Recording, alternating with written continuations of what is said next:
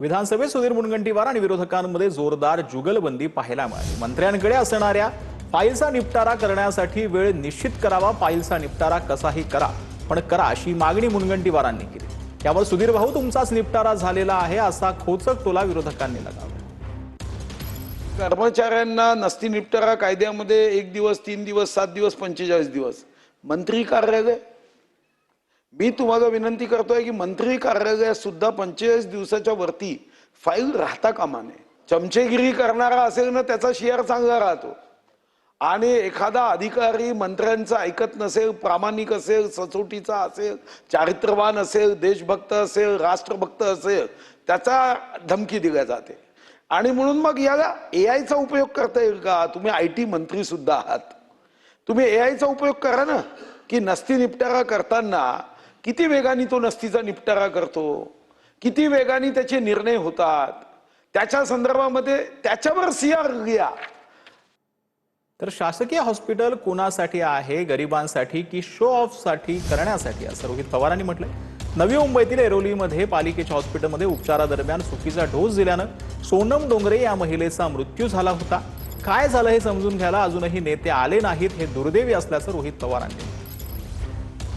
आताच लग्न वर्षा 1.5 वर्षापूर्वी झालं होतं आणि त्याच्यात आनंद इतका होता की आता बाळ येणार, त्यांचा झोका सुद्धा त्यांनी बांधलेला आहे।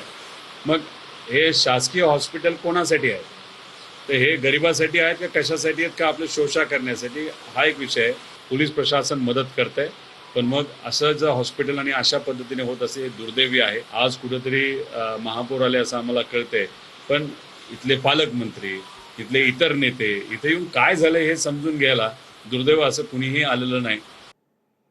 भ्रष्टाचार आणि चोरी काही प्रमाणामध्ये झाली पाहिजे, पण पर्सेंटेज कमी असायला पाहिजे। अंबरनाथ नगरपालिकेचे उपनगराध्यक्ष सदाशिव पाटील यांच्या वक्तव्यानं खळबळ जी आहे ती पाहायला मिळते। तर पत्रकारांनी वक्तव्याचा जाब विचारल्यानंतर पत्रकारांनाच दमदाटी करण्यात आल्याचं बोललं जातंय। दरम्यान नगराध्यक्षा तेजश्री करंजुलेंकडून वक्तव्याशी सहमत नसल्याची प्रतिक्रिया देण्यात आली। पुढे नाही पत्र आणायचं आपण आणि देत राहायचं, त्याला काय करणार सांगाल तुम्ही मॅडम? साहेब आणि चोरी काही प्रमाणात व्हायला पाहिजे, पण अति व्हायला नको ती। मामा पाहिजे, पण त्याचा पर्सेंटेज एकदम कमी पाहिजे। मामा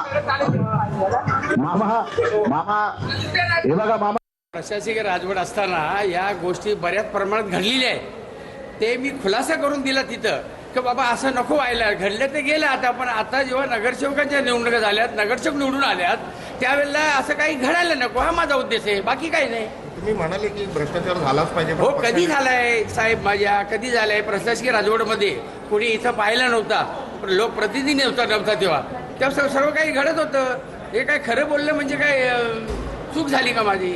उपनगराध्यक्षांनी आता सभागृहात सर्वसाधारण सभेमध्ये जे वक्तव्य केले त्याच्यामध्ये आम्ही समर्थन करत नाही, आणि पूर्णपणे माझा प्रचारच मी भ्रष्टाचाराच्या विरोधात केलेला आहे, आणि याला आम्ही कधीच दुजोरा देणार नाही, आणि भ्रष्टाचार विरोधीच आम्ही आमची भूमिका ठेवणार आहोत। नक्कीच ते वक्तव्य जेव्हा मी ऐकलं तेव्हा ते चुकीचंच होतं, आणि त्याच्यासाठीच मी त्यांना बोलत होते, मॅडम हे चुकीचं तुम्ही बोलताय, बोलू नका, परंतु ते त्यांच्या ओघात मला वाटतं